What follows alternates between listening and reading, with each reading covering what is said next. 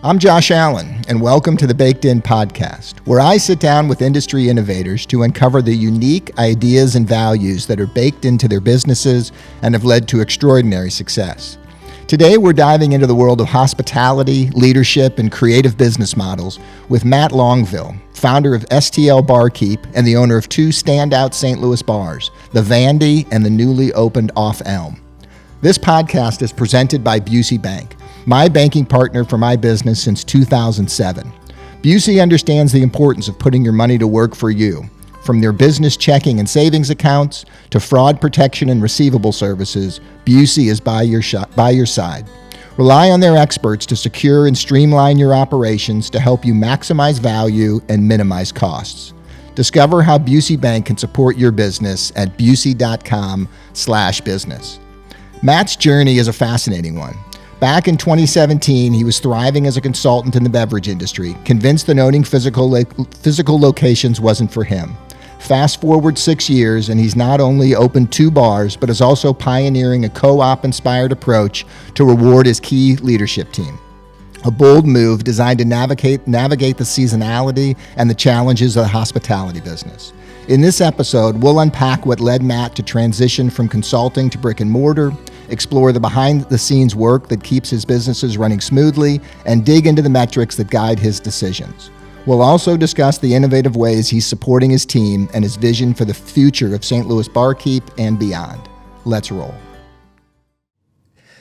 In 2018, you were sort of inspired, it looked like 2017, I think, kind of inspired by some work you did with the folks from Concentrix who were consulting for LHM, where you were at the time. I'm assuming that's for the 360 bar that they were doing that work? 360, they had done that before, but this was, they were reformatting the restaurant at the Cheshire into Boundary.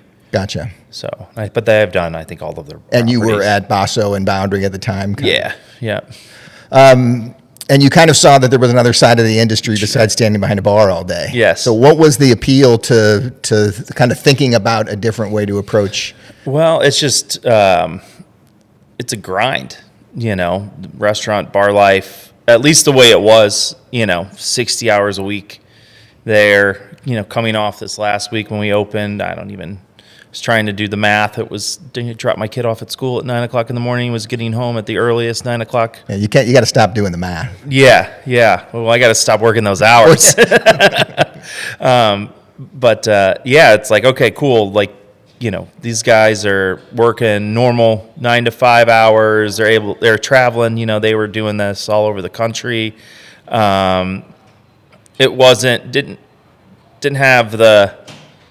this rushed thing. It didn't seem to me. It wasn't like, you had to hurry to get ready for work and get ready to get set up for guests to come in, and then you're busy all night, and then next thing you know, it's midnight and you're wired and you're up till 4 o'clock in the morning and you're sleeping till noon. They weren't living that rat race, and I think that's what appealed to me the most. Still does. And so, absolutely. So you ended up leaving LHM, going to work for Vicia, right? With Tara, who I had on the show last year, and probably one of the best hospitality professionals around. Best one I've ever met. Yeah. No, I mean, she and what they're doing there is so terrific, but you kind of were still doing that, and then you looked and you kind of made a leap outside of that. So I have this weird thing before we move on from Tara Galena. Okay. So anytime I question, like in the bind in a situation of hospitality, I like literally ask myself, what would Tara Galena do? Like, no bullshit. Right. So that's WWTD. Yes, that's the effect that she had on me. And that's still to this day. Yeah, we don't talk as much as I think either of us would like. She sent me a text last week when we were getting ready to get open, and I was like, man, I really want to call her and talk to her, but I know they've got two kids and I think 4 restaurants now. So they were on right before they opened the standalone Mexican place. So. Yeah. So, but she had great impact on me for sure. So after you left, that's when you started STL Barkeep or Barkeep, which really has been, it's kind of part advertising agency, experiential marketer, bartender for hire. Give me the lowdown on that. Yeah, I was working Viscia during the day and started Barkeep. Was doing Barkeep events and stuff at night. So still working that grind we were talking about. But yeah, you brought up the experiential and the advertising and marketing. I think that's the thing a lot of people don't know about us, is that we do partner with a lot of brands to go and showcase their products, whether it be liquor stores, trade events. That is something that we do, and we kind of do it behind the scenes. And cocktail development for a liquor brand. So if they're introducing something new to market, you're developing some cocktails and some recipes for them to showcase what they do. Yeah, it's been a little bit since we were able to work on projects like that. It seemed like when COVID happened, a lot of brands redirected that in-house, because they were trying to keep people staffed, and they're needing for things, for them to do. So they kind of took that eternally. But yeah, that was a fun. Are you still doing the trade shows and those events? Yeah, we'll staff 11 different brands. So this there's a Whiskey in the Winter event downtown Saturday night. So yeah, we'll. Doing it this weekend. Yeah, and one of the things that I saw that I read about, I can't remember where I read it, was about the Dakota Grizzly partnership that you had done. So Dakota Grizzly is a apparel brand. Yes. Out west in Missouri, right, or Wentzville, or they're based here, and that was all involved around Lou Fest, right? Yes, yeah. So Lou Fest didn't happen, but the brand idea was pretty cool. So they had, you guys were just going to you had brought some bartenders in, you were going to wear their clothing, promote their brand while you were behind the bar. Given us some great shirts that, I was a little skinnier then. I wish I could still wear my Dakota Grizzly gear. That was a fun project. Yeah, with Brent Coder was the guy who was spearheaded that whole thing. So you had sort of found this opportunity to still be in the industry, still be tending bars, still using your creativity, and not have to stand behind a bar. Yes. But then you end up opening a couple locations. Yeah. So first, I guess we can start with, you got involved at Tower Grove Farmers Market. Yep, right? We started that in 2018. We're still doing it today. We are, one of their biggest sponsors to us. Us and Four Hands and a couple other local companies. We also are vendors, but we also sponsor the market too. Okay.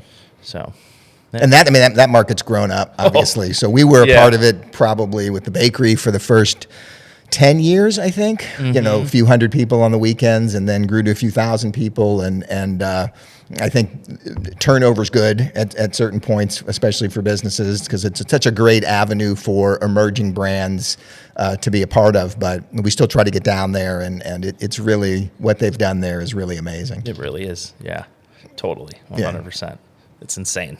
So you're still selling Bloody Marys and weekend cocktails there on Saturdays at the market?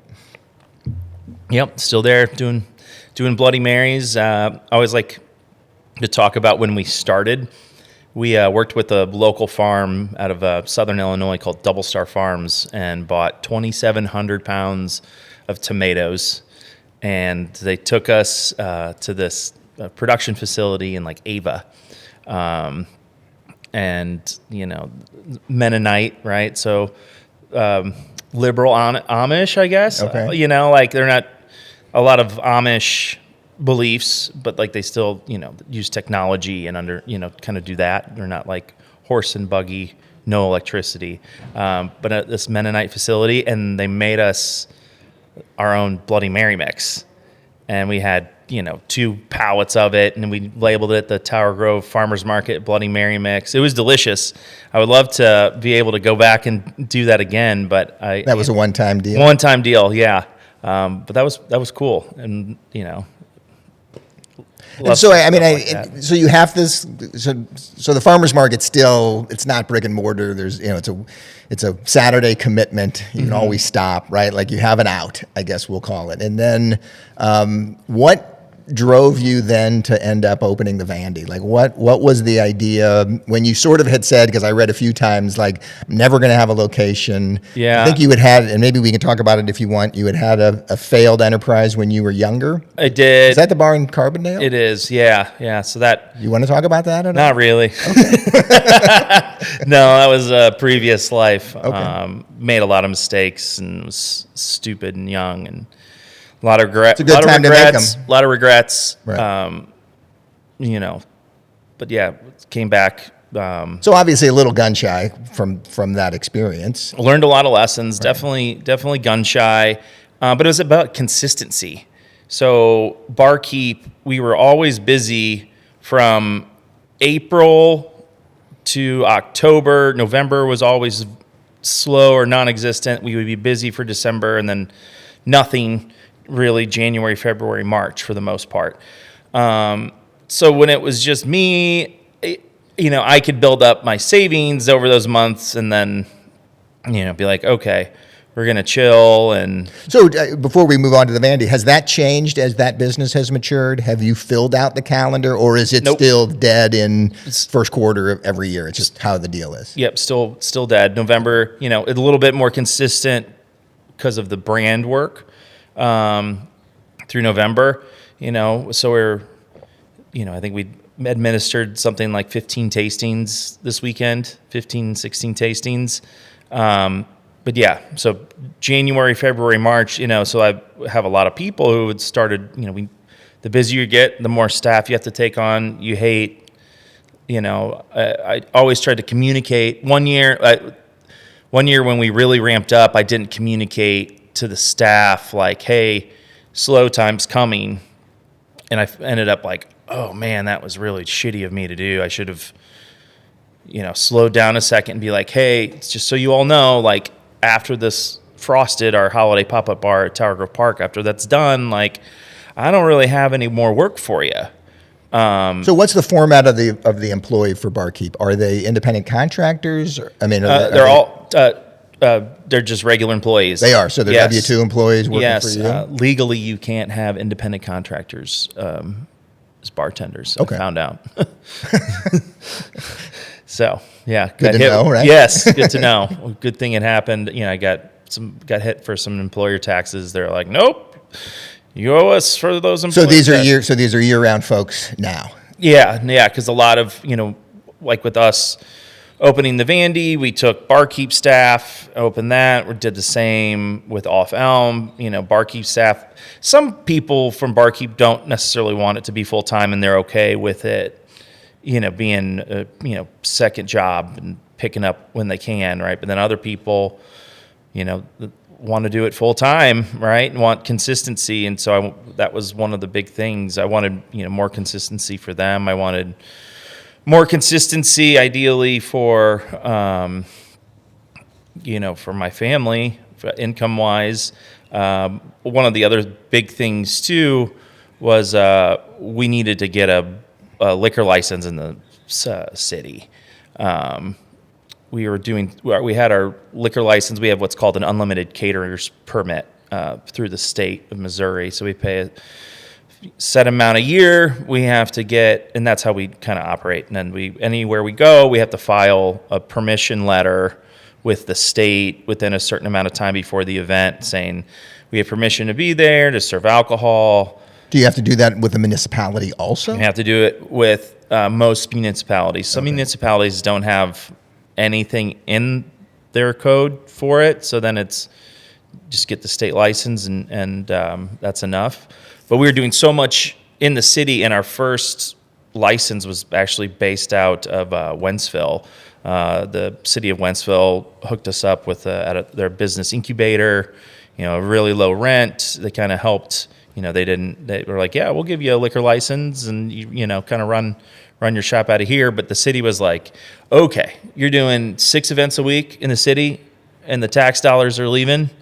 That was implied. I don't think that extra ever was verbally said, but I think it was pretty clear to me. Sure. And it makes sense. But also the liquor license process in the city of St. Louis is a pretty tough one to navigate. So it took us a while, I think like 9 months to go through that whole process. But we were storing all of our equipment and stuff where the Vandy is now. So the Vandy initially was just a physical location to have a basis for the license. Yeah, and it's like, well, if we're going to do it, we might as well, have a little cocktail bar open, so made sense. Still does make sense. Does it still make sense? Yeah. The Vandy's, we're 2 years now, and we've finally, I think, figured out who we are there. And kind of this last few months, as a company, we're, learning more and more who we are as, Barkeep turns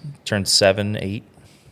So what are the metrics of a bar? How do you make money in that business? Is it purely volume? Is it? I mean, because I don't really know that I understand the cost structure as much as I do the restaurant business, right? I mean, the cost structure of a cocktail, I'm assuming, isn't nearly the same as food. No, and the great thing about booze is it doesn't go bad. Right. Bread, you just has 2 days really? Couple You days, really, right. Yeah, you really want it that day. You buy a bottle of booze and it could sit there and be okay for the most part, depending on what it is. But we've got 450 different bourbons and ryes that we've ordered once over the last 20 years. The bottles are open. Those aren't going to go bad anytime soon. So, we do now have here's another big mistake was opening the Vandy without any snacks. We do have a snack menu now, as we do at Off Elm, for a couple of reasons. It keeps people around too. My insurance, all of a sudden went way up because they're like, "You're not selling any food. You're selling all booze." I'm like, "Well, it's a nice cocktail bar." They're like, "Insurance underwriters don't care." So they want a little food just to. Yeah. But yeah, so what does food? Excuse me. What does food represent when you look at it from a revenue standpoint? Just a tiny fraction. 10% if we're lucky. 5% at the Vandy, 10% this last weekend at Off Elm, but that's okay. It's a nice thing to have. People, could. I think. I mean, it probably gets somebody to a second drink, right? Yes, totally. It does. Yeah. Yep. And we're moving into a period of. I don't know if abstinence is the right word, but I mean, certainly folks, especially kids, I've got daughters in their 20s, and it seems like they're drinking a lot less than we did in our 20s. Yeah, 100%. We're seeing a change in that. Now, as they have slowed that down, are they trading up to a higher ticket dollar cocktail? Or, I mean, what are you seeing in the industry that makes opening another physical location, still positive and still something that you think makes sense? I think you hit the nail on the head. They're moving up. It's not the binge drinking culture that I came from, right? It used to be you'd go out and you'd have 6 beers and 6 shots before you even went out to the bar, and then how many Jaeger bombs or whatever can I have before the bar does last call at 1:30, right? Like, people aren't doing that anymore, and that's honestly, it's a great thing. Right. So in my mind, people are still going to want to go out and be social. I think they're going to want it, a nicer experience. They want to be in a cool spot, whether it's seeing music, watching a show, going out to a nice place, but they're going to probably be prone to having, a $14 or $12 cocktail as opposed to, what do you have on special? You've got $3 Bud Lights and, that's your shot special. Cool. So no buckets at either place. No buckets, no buckets. So one of the things that you've done, which I find really interesting, kind of coming out of this conversation about seasonality, where you've talked about Barkeep slows down, and I'm assuming that the bar business probably slows down when they slow down in the summer when folks don't necessarily want to be inside, or their seasonality to that industry as well. You've put together a co-op. Yes. Can we talk about that? Because I think that's really fascinating, and obviously you're, like all of us who have small businesses, we want our people to be successful, and we want them to be comfortable and not living paycheck to paycheck as best we can do it. So tell me about where the seed of that idea came from, and then let's talk about the framework of it a little bit. I I remember when the idea hatched, it was actually at a concert. It's kind of, I love going to see live music, and it's, I oftentimes, I'm wrapped up in what's going on, but I'm also kind of like meditating on some things. Sure. And that idea came to me this May at a Widespread Panic concert.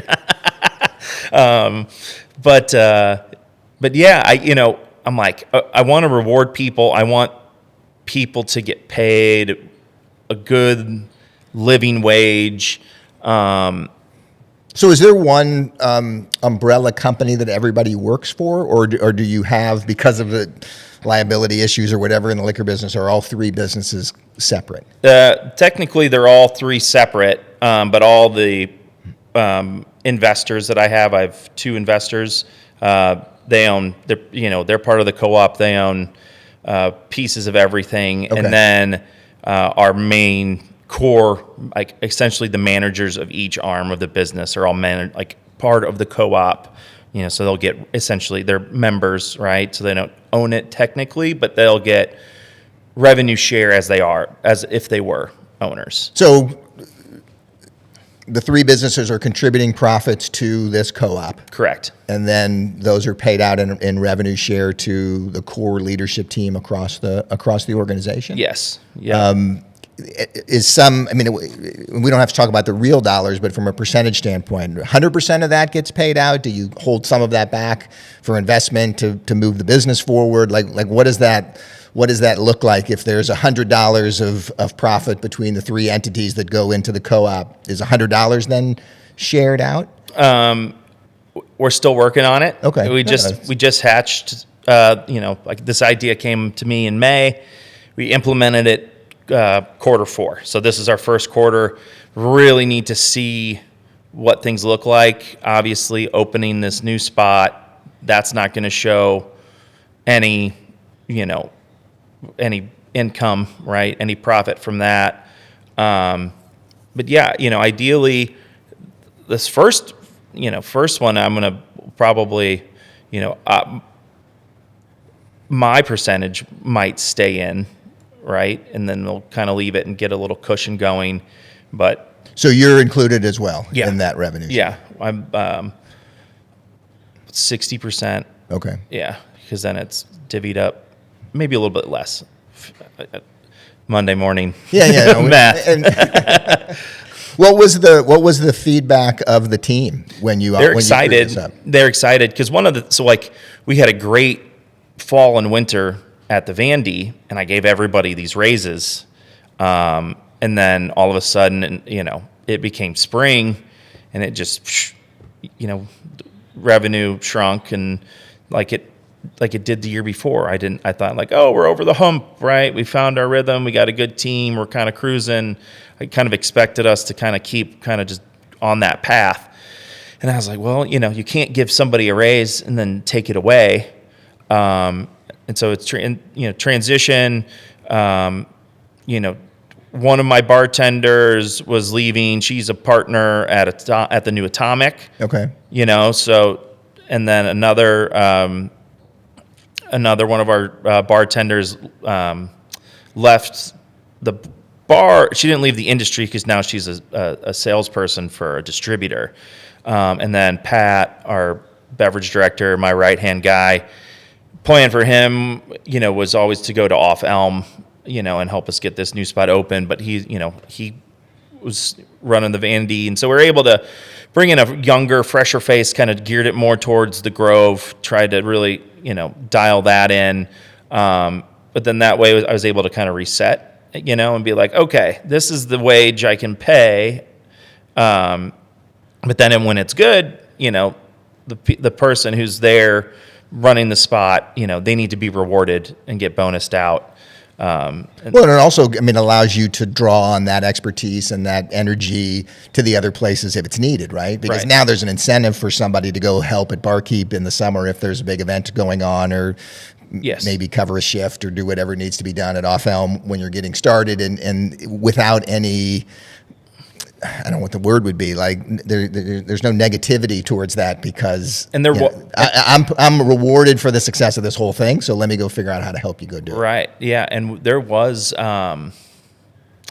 like, competition and that division between Barkeep and the Vandy when we first opened. And that wasn't good. And now we're able, essentially I'm able to hire people that can work at the Vandy or Off Elm, but then be like, okay, we got extra shifts for you too. So then the quality the skill of the bartender for the Barkeep events is now able to, be higher.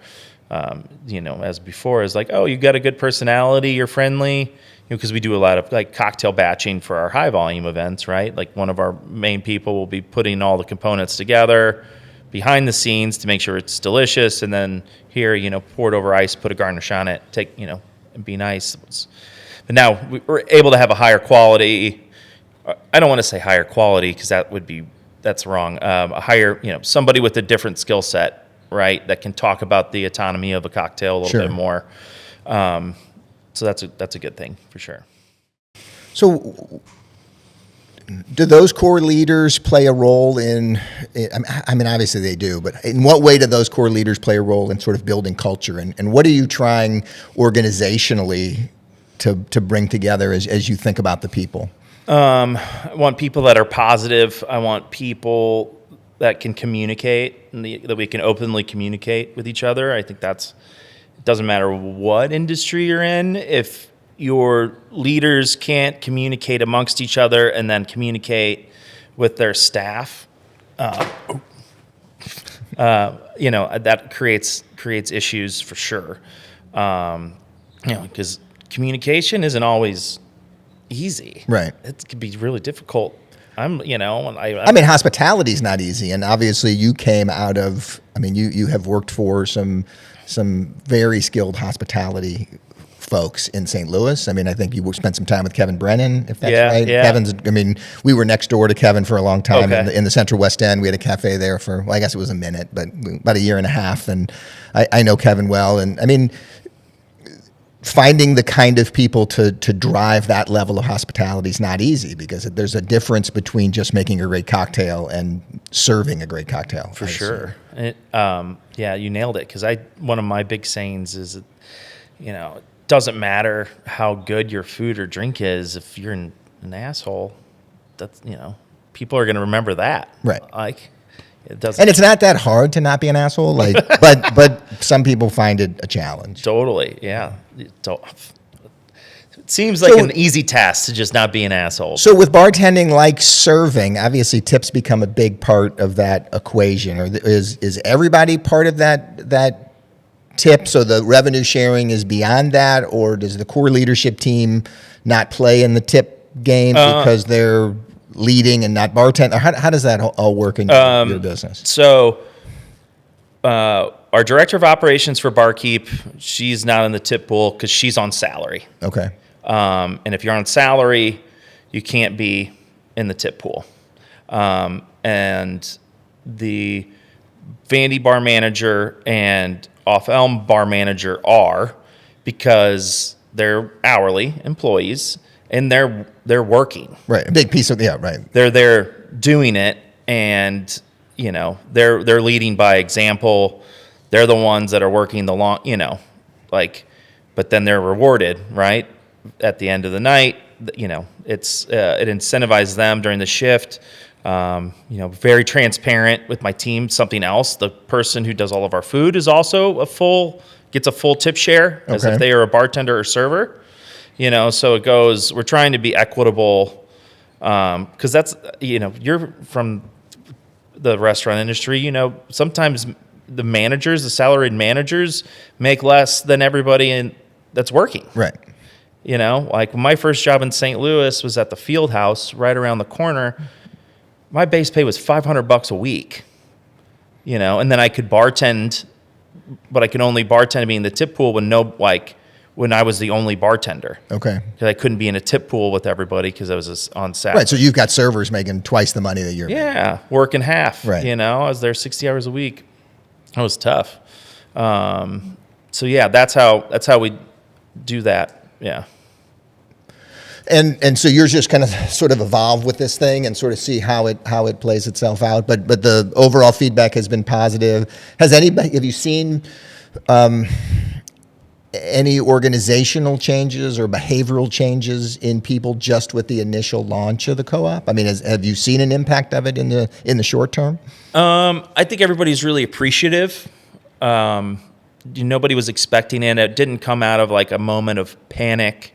Like, oh, I got to do something to save. You weren't losing key people, I mean, you mentioned some people had left, but that was more just life and post-pandemic employment. No, they were growing. Right. They were moving on. One was now a part owner of a new bar down the street. The other, wanted to work as a, spirit specialist for a distributor. Right. And part of this for you could be about giving people an avenue for growth, right? I mean, like we all we've got to figure out how to grow. I feel like 31 years into it that our business is growing because I want people to be able to continue to develop personally. Like there's a point where it doesn't have to keep growing from a success stand. Like I don't need growth for growth's sake, but I need growth so that my people stay and that I can continue to give them opportunities to develop personally or professionally. So there's that sort of inherent pressure of that flywheel that sort of makes me want the business to continue to move forward so that they don't have to go somewhere else to find continued success for themselves. 100%. There is that pressure for the whole thing. So what are the metrics that you look at with physical locations? Do you have like a dashboard in your head that you're sort of looking at that you pay attention to every day? I've had restaurateurs in here, different people look at the numbers in different ways, or there's different metrics. And are there things that Matt's looking at? Like every morning I wake up or every night before I go to bed, I look at this? I definitely look at sales, definitely look at labor. I look at now, since we've put time and energy into, serving food, I always look at the percentage of the food.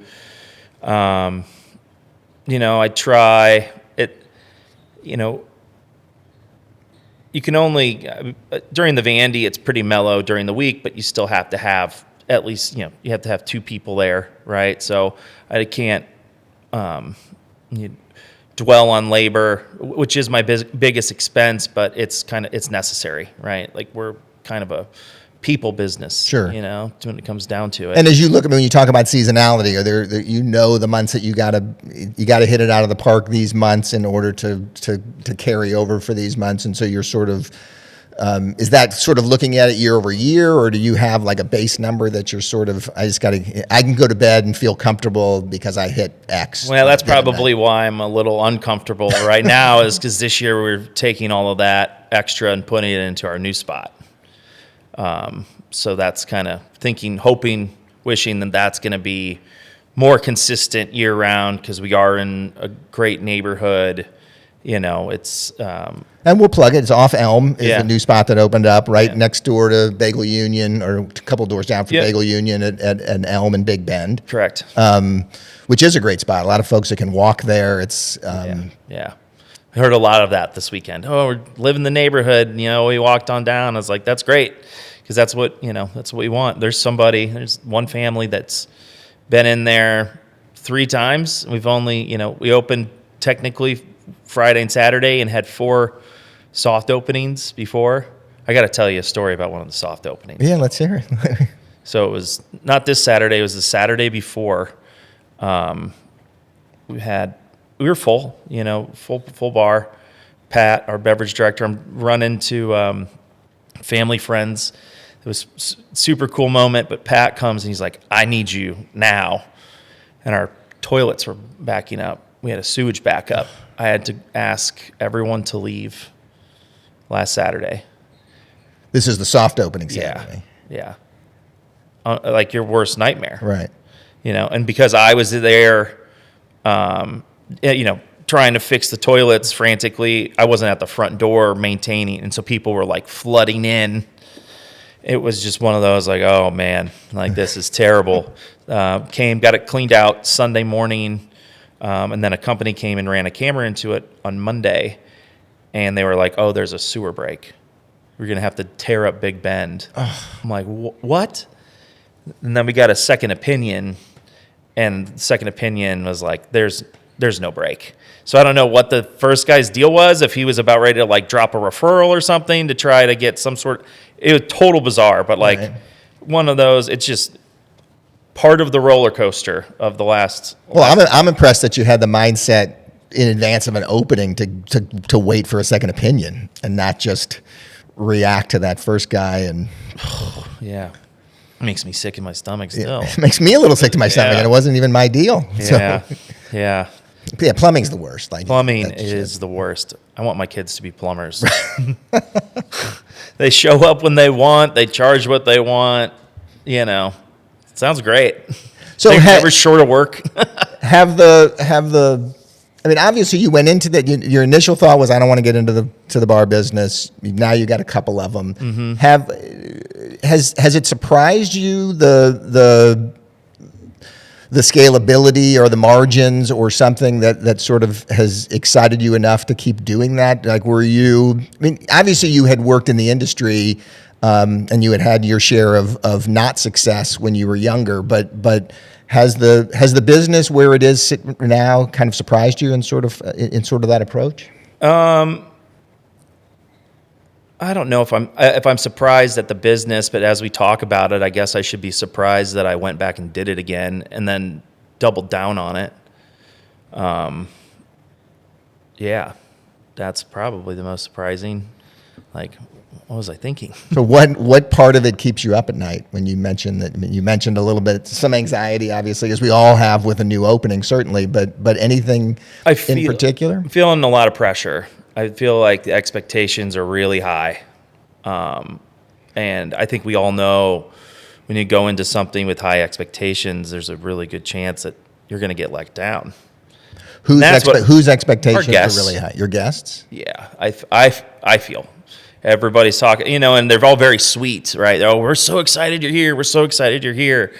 I'm just like, awesome, we're excited to be here too, but I hope we don't let you down. Like, I really don't want to let you down. I really want you to be happy. I want people to be, I don't want to let them down, but that's what I'm afraid of. And the fact, the idea is. Are you more concerned about the quality of the offering, or are you more concerned about the hospitality and living up to that? Like, which part of the expectation is it that's got you spooked? Maybe it's just my own imposter syndrome. I do have a great team of people. I am not responsible for the drink menu. I'm not responsible for the food menu. I am, the hospitality leader, but also, my wife and I have 3 boys, 4 and under.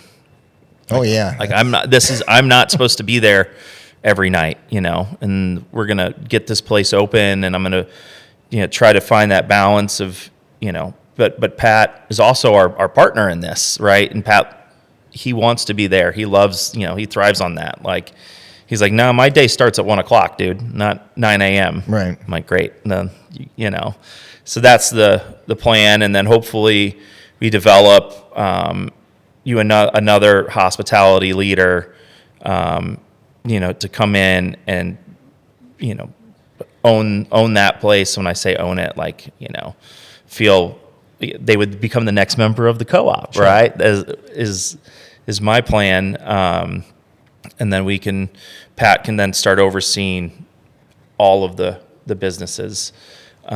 Is there an idea that if this goes well, you would do another one? Yeah, for sure. You're gonna need some time though. Yeah. I feel like this last month it's taken a couple years off my life. I think we'll get through the holidays, and now Pat has kind of got the bar set up and everybody kind of trained at Off Elm. So starting this week, instead of me staying till close every night, I'll probably be going home at 8:00, get through the first rush, be there, and then go home. We have my poor wife. And you're only 3 days in. I mean, as we record this on the Monday after Thanksgiving weekend, and you just opened. So I mean, to be there already is a testament to your your leadership and Pat's ability to get these folks up to speed. And I mean, I think that's terrific. Yeah, I mean, the Vandy always ran best when I wasn't around. It was kind of turned into the joke, like, Matt, you need to get home, go home so people get in the door. I felt like I was the jinx, right? And I'd be sitting there talking, waiting. Like, all right, I'm going to go home so people start coming in. When you look at the organization as a whole, what percentage does Barkeep play versus the two physical locations? Like revenue-wise? Yeah, revenue-wise. We only really have history on Vandy. Last year, Barkeep did double the revenue that the Vandy did. And that's still growing? I mean, that's still an evolving business? Are you still driving that train, kind of, or? Yeah, we don't want it to go anywhere. We did lose, there was, with the down year, it felt like with the economy this year, we are down, and we did lose some pretty consistent clients just because they decided to do it all in-house. Which I understand, So we used to do stuff at the Botanical Garden. A catering company owns the liquor license for that, and so they kind of outsourced us as bartenders for Garden Glow, Whitaker Music Festival, stuff like that. And then they kind of saw the revenue that we were doing, and they're like, "Oh, we need to figure out how we're gonna do that ourselves." And I think it was the election cycle is weird. I mean, I think that's. We certainly saw it. But yeah, it doesn't matter who wins. It's just the uncertainty that's going into an election. People just sort of lock it up. And I mean, if there was any silver lining to the election, it's just that it was decided and we're moving forward. And right. It wasn't some prolonged exercise of who won this thing, because that would have just continued the uncertainty into what could have been next year, which would have been terrible. So, So long-term vision, St. Louis, Barkeep kind of keeps growing, keeps evolving, potentially further expansion in physical locations. Is that sort of where we're headed, you think? That's where we're at. Working on a fun little pop-up project for Kirkwood. We're looking for February, but we'll see. We'll see how I'm feeling in January. We're partnering with another business owner out there.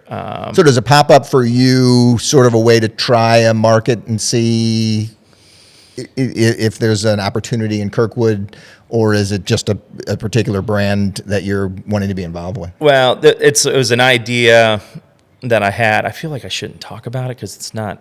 I don't want to dive into details. Yeah, because we're in agreement. Okay, let's do this, but we haven't started the actual process and finalized all the details. But it's just a fun idea that I have, and it's a way to I guess see if it works, right? See if there's a market for it. See if people like it. And starting anything Barkeep wise in Q1 is a good thing. Sure, because then they're trying to. As long as we're not losing money, right? It's a good way to keep people employed. Keep trying, keep, like you said, keep evolving, keeping it fresh. So yeah, we'll see what happens there. What about just in general as you look ahead, trends in the beverage industry and hospitality when it relates to cocktails? Like anything coming down the horizon that you're paying attention to that we may see? We're all paying attention to that non-alcoholic space, and that's one of the great things about Pat is how passionate he is about zero-proof cocktails and non-alcoholic beverages, and being able. You're carving out menu space for those things. Yeah. We'll have there's 8 zero-proof cocktails on the menu at the Vandy, and I'm sure it'll get to that point at Off Elm, and he's doing amazing stuff, and it gives people a different option, whether they're sober or whether they're dry January, right? Like surprisingly, January was pretty good at the Vandy, and a lot of that was because of this zero proof non-alcoholic component that we have. People still want to hang out. Are you watching the percentages of that as it relates to the revenue? Where is that? About 10%. Okay, which is a lot. That is a lot. Yeah. 5 years ago it wouldn't have been 10%. No way. And Off Elm will get there eventually with that. Yeah, we don't have our point of sale system dialed in on that until we really start watching the metrics. Also with Off Elm, I'm really hoping to start using more metrics because we're not doing reservations. We're doing a wait list only. Okay. But then, it is a small space, and we're going to be able, hopefully optimize each seat. We're going to figure out how long people are going to be there, what the per head revenue. That is another metric that I look at every morning is the per head revenue. Okay. And it's, looking at that from Off Elm to the Vandy, they're both the same. Oh, they are currently the same. Yeah. I mean, obviously you're 2 days or a couple days in, so it's hard to know. That'll be an interesting thing to watch over time. Yep. If the county versus the city or the walk up aspect. Yeah, it'll be fun to watch those things and sort of pay attention to. I'm curious too to see if opening in Webster is going to take away from the Vandy. In the long run, I don't think it will. But we saw a dip at the Vandy this weekend, which that did surprise me. I was like, oh. Well, I mean, it was a pretty shitty weather weekend too. So. Yeah, Friday was good though. Right. Friday was good. And we were like $1,000 less this Friday compared to the same Friday last year at the Vandy. How do you define success for yourself? Oh man, that's a great question. I never feel successful. I don't know. Now it's kind of hit me there and a little, in my feelings. That's probably a problem. That's part of the imposter syndrome thing that I think we all have a little bit of, and so. Yeah, it's and I need to figure that out to where I give myself a break. Are you kind of like you give yourself more of a break today than you did when you started? I don't. Or is it harder today because you got another in this particular moment because you just launched another? You pushed the chips back into the center of the table again. I mean, yeah, I should be feeling great after this weekend, but like it's, I'm not feel like a failure. Nothing bad happened. Right. I don't know. It's a pretty shitty feeling, actually. Yeah, well, you got to give yourself a break, as you said. I mean, you launched a successful new spot. I think we talked about it a second ago. You got people up to speed. You're going to be able to start going in later. But there's always that element. I remember I had Kevin Nash in the other day, or last year, from Sydney Street and Peacemaker, and I mean, he feels like his friggin' place is going to go out of business every day. Like that's how he has always operated. We used to be neighbors, and I remember always talking to him about it. Like he was so thankful that anybody came in the night before, and is anybody even coming back today?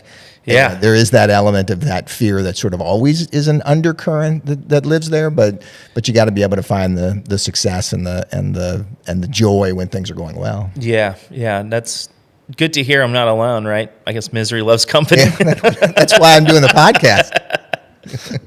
Yeah. Sorry, I got a little emotional there.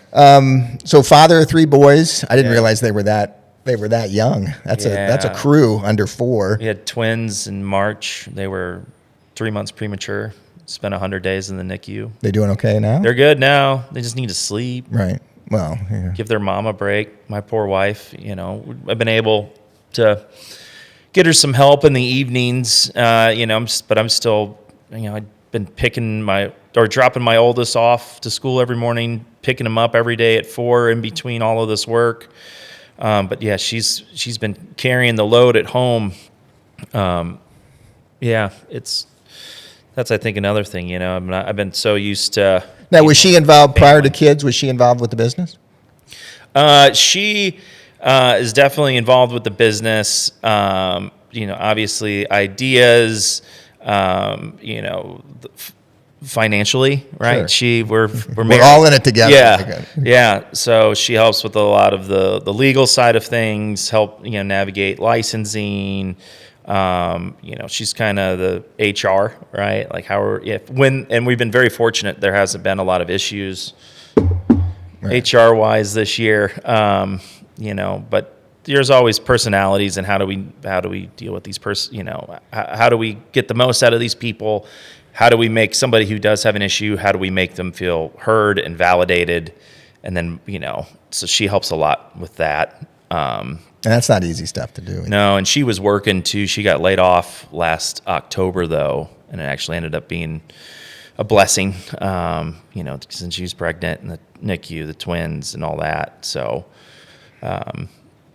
yeah, couldn't do it without her. Well, I imagine then you're not getting a lot of time to yourself, but are there anything that you do to sort of try to relax and recharge on your own? Anything that you like to do? Live music is my big thing. That's your spot? Yeah. Love to take little day trips, 2-day trips, go see bands at cool venues and meet up with friends that I've seen seeing shows.